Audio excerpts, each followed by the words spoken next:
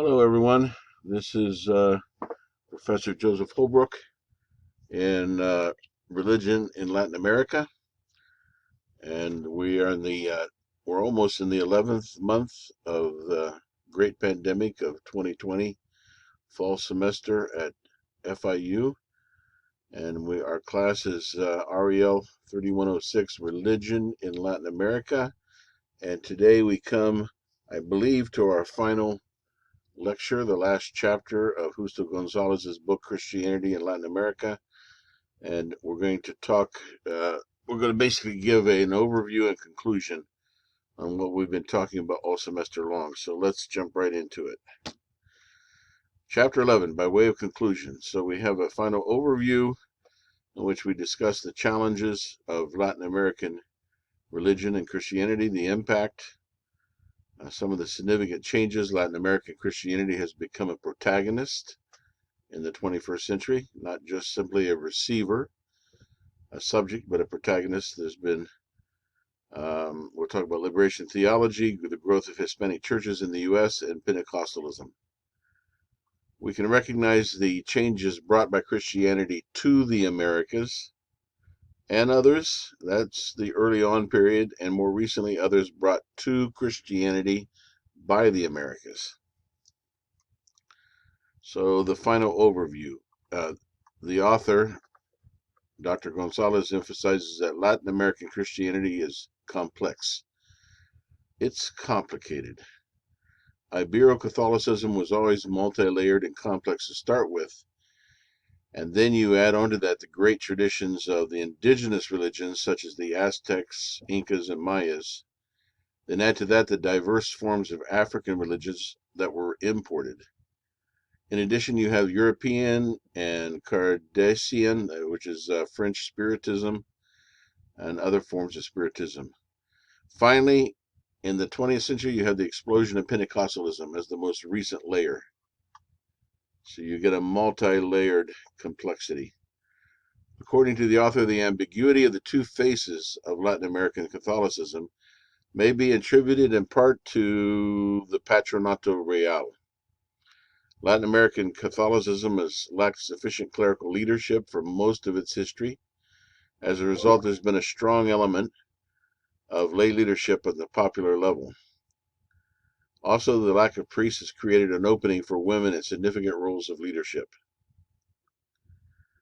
Also, the lack of priests, I already read that. Sometimes I lose my place. According to the author, which of the following may be the long-term defining feature of Latin American Catholicism? Throughout most of its history, Christianity in Latin America has been strongly dependent on outside help, according to the author. It was Pentecostals who first were able to develop churches that were self-sustaining and self-governing, and I added to those are the two that the author puts out, but I also added self-propagating in the sense that they tend to multiply and propagate themselves without much outside help. Yay, Pentecostals. Liberation theology was the first genuine Latin American theology. A thread runs through the history of Christianity in Latin America, and that thread is the need for change. From the very beginning, Christianity was forced to adapt, and it's never been static. Which of the three does the author consider an example of the vitality of Latin American Christianity? The examples of diversity of expressions of religious fervor, including Pentecostalism and new religious movements. I read that wrong, didn't I? Which of the following does the author consider an example of the vitality of Latin American Christianity? And the answer is a diversity of expressions of religious fervor, including Pentecostalism and new religious movements.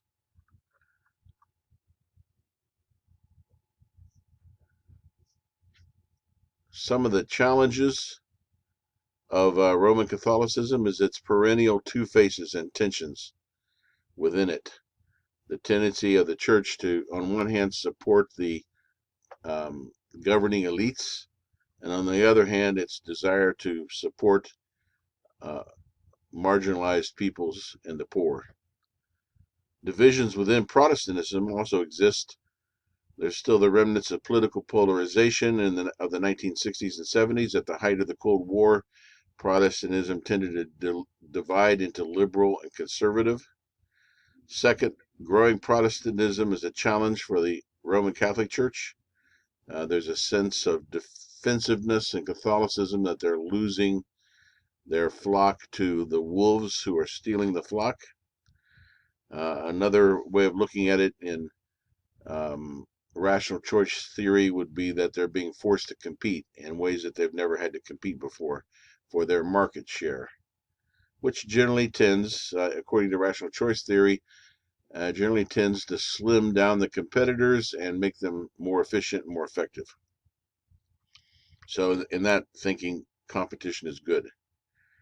Third, the resurgence of indigenous and ancient native religions. In the end of the 20th century, there was a number of social movements among indigenous peoples that arose, and a reaffirmation of indigenous identity, and along with this came a renewed interest in native religions. Fourth, there are sharp divisions over to what extent Protestants can incorporate indigenous elements into their religion, and the specific examples in Guatemala. Some Pentecostal churches might want to tend to incorporate indigenous practices and symbols into their worship. Finally, there's the challenge of postmodernity. Postmodernity, according to the author, arrived late in Latin America, but the author also affirms that Latin America was never really modern. And so it kind of skipped over modern and went from pre-modern to postmodern. And this is a controversial point that some scholars might argue, but there's a lot of scholars who feel that Iberian Catholicism was more medieval than modern, partly because the Protestant Reformation, which is a modernizing force, didn't really arrive in Iberian Catholicism. There was the Counter-Reformation, which was more of a reaffirmation of its tradition, and therefore when Iberian culture and religion arrived in the Americas, it arrived in its medieval or pre-modern form. That can be debated, but that's the point of view the author sets out. So then he talks about the impact. Latin America has had a global impact, first on the European empire nations, such as Spain, England, France, and Portugal. Those are the four primary, although you have to also include in that list the Dutch. They were not insignificant. Why does the author claim that Latin America has played a passive role in history? He says it's because it was acted upon as a subject. It was discovered, it was colonized, it was evangelized, it was exploited, it was developed, it was debated. So in all those verb forms, Latin America is on the receiving end, the passive role. According to the author, which of the following illustrates the vast impact of the discovery of the Americas has had on the rest of the world? And here are several aspects of the impact of the discovery or the invention of Latin America, as I prefer to say from Walter Mignolo. The discovery changed the diet of Europe. Corn, potatoes, tobacco, chocolate, a lot of those things originated in the Americas, but changed the diet of Europe. The institution of Atlantic slavery changed Africa, geopolitically, culturally. The discovery changed the global economy, and these are all of these are factors which illustrates the vast impact that the Western Hemisphere's integration with with the old world has had. Latin American Christianity became a protagonist in the second half of the 20th century and began to act in its own history. Traditional churches, Protestant churches, became autonomous and broke away from their mother denominations in the United States or Great Britain. National Protestant churches outgrew the traditional missionary churches. There's several great examples of this that we've talked about in Chile, for example, and also Brazil. The Roman Catholic bishops joined themselves into a national conference and into the regional wide Salem, which is the Consejo Episcopal Latinoamericano, the Latin American Bishops' Conference, or Council.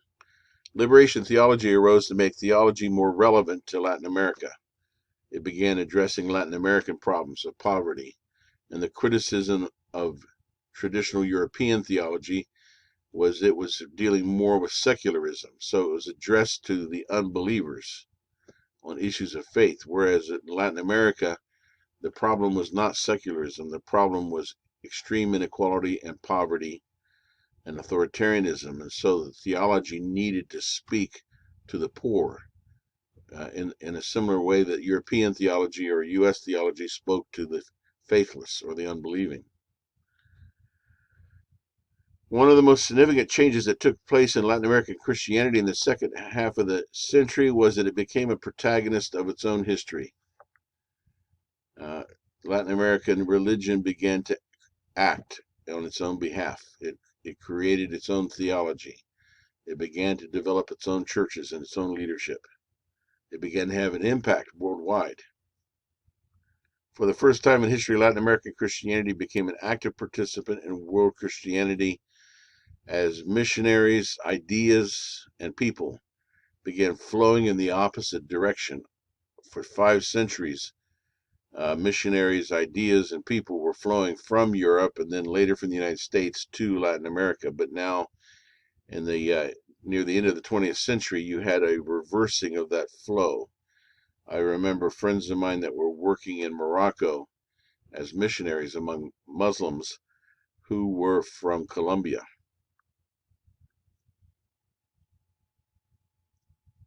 Also, there's the issue of turmoil at the border between Mexico and the United States.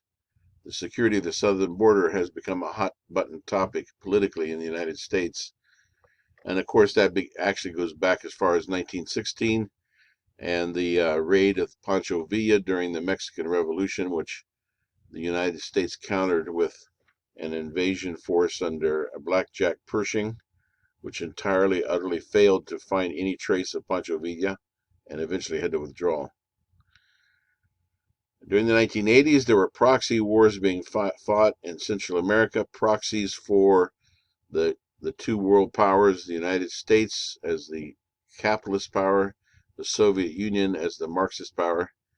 And rather than go to war directly, they had proxy wars in Vietnam and in Central America and other parts of the world. And so during these proxy wars, the U.S. allowed refugees to enter the United States if they were refugees from socialism. So that would include Cuba and people fleeing the Sandinistas in Nicaragua.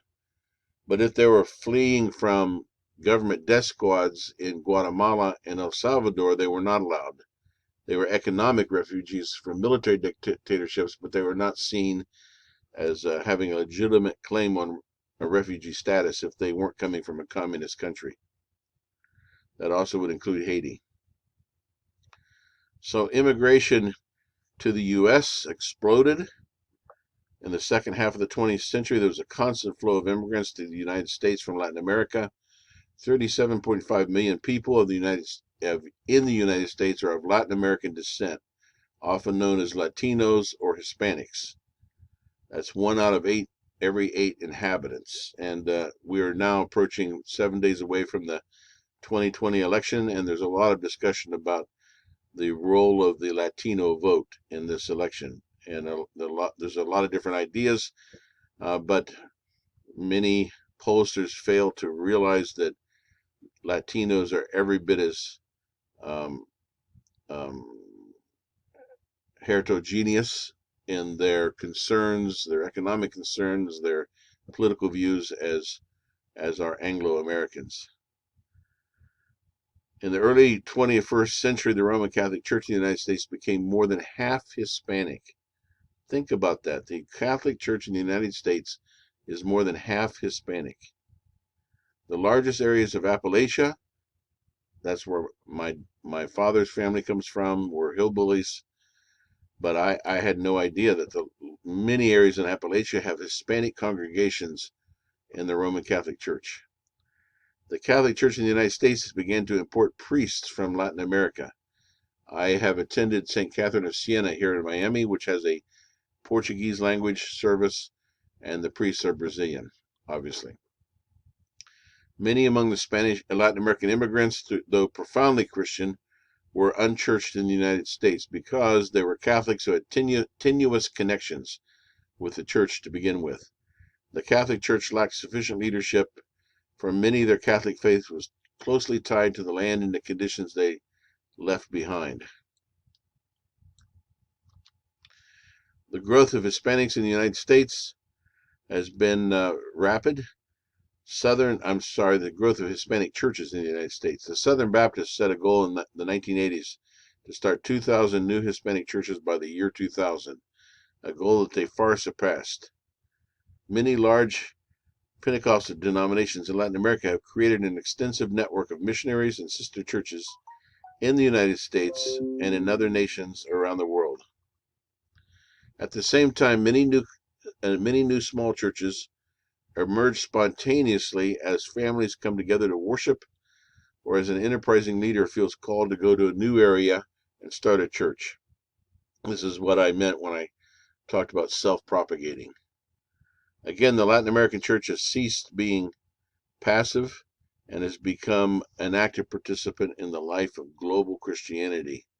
There's also been a lot of global and national leadership come from the Latin American Christianity. We've already spoken about Dom Helder Câmara of Brazil. There was Archbishop Oscar Romero. I think you've seen a film about him in this course, who was martyred for speaking up for human rights in El Salvador. There's a Argentinian Methodist theologian of liberation named Jose Miguel Bonino, and a Cuban Presbyterian, Ofelia Ortega. Each of them have taken a term as the president of the World Council of Churches. 1985, there was Uruguayan Methodist Emilio Castro, who was elected General Secretary of the World Council of Churches. Rene Padilla of Ecuador was also an outstanding leader in the Luzon movement, and etc., etc. Jose Severino Curato and Elsa Tamez have contributed biblical studies. There's also a literacy organization campaign called Alphalete that was founded in Costa Rica in 1963, a movement combining literacy with basic adult education and Christian witness, which is now present in every country in Latin America. Two controversial developments have been greatly discussed, emulated, and reviled, and those are liberation theology, which tended to polarize. We spoke earlier about the divisions among Protestants between conservative and liberal, and liberation theology certainly was a polarizing issue. Also, Pentecostalism has been an intense issue for the Roman Catholic leadership. Liberation theology became prominent in the last quarter of the 20th century and catalyzed and interacted with Black theology, post-colonial theology in Africa and Asia, and feminist theology in the United States. The Ecumenical Association for Third World Theologians held its first meeting in Tanzania in 1976. Theology for centuries has been translated into Spanish and Portuguese. Now, with liberation theology is beginning to be translated from Spanish and Portuguese. This is a great illustration of this idea of being a protagonist. The explosion of Pentecostalism in Latin America has created a global impact. Protestants and Roman Catholic churches and Eastern Orthodox began discussing the theology of the Holy Spirit. That would be called pneumatology, if I'm not mistaken, from the Greek word pneuma, which refers to the breath of the Spirit. Academic scholars began to research and ponder the possible long-term effects of a massive shift in Latin America to Pentecostalism, and I've read a number of books on that. I think I've talked about some of them in this course, at least with the graduate students. And so we come to the end of Religion in Latin America. I hope you have enjoyed it and you've learned things that will stick with you and be beneficial to you. I hope to develop another course in the near future called Pentecostalism in Latin America that will focus more exclusively on the Pentecostal movement. However, for now, good luck, and I wish you success on the final exam. And let me know if you have any questions or have any needs. Thank you very much.